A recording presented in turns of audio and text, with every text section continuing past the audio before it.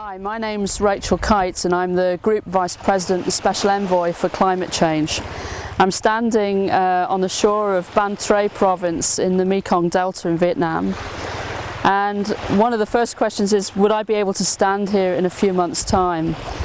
If you look just a few hundred meters out to sea, that was cultivable land up to 3 years ago, and in the last 3 years this village has lost half of its land. This sea incursion is just one of the complex challenges that the authorities and the people who live in the Mekong Delta have to juggle at the same time. So the Mekong Delta, the decisions that are made here are affected by the upstream decisions of hydroelectric planning, of irrigation and other freshwater use. By the time the water gets here, some of that fresh water which is needed is already no longer available.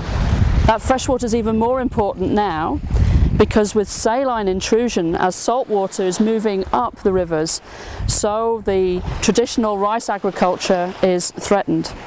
At the same time, the people who live here have seen the growth of the shrimp industry and are choosing shrimp farming over traditional rice farming.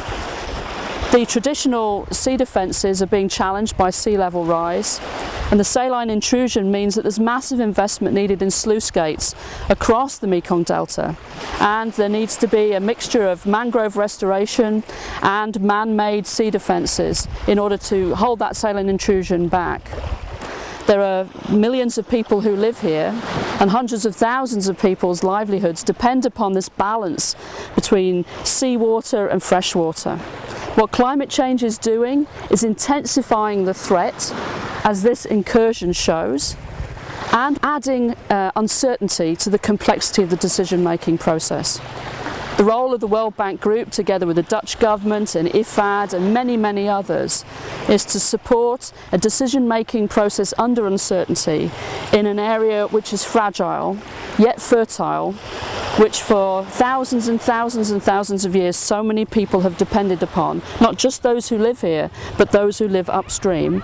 And it is in the Mekong that we will either find the answers to climate change in terms of resilience and adaptation, or where we will lose the battle against an unstoppable force.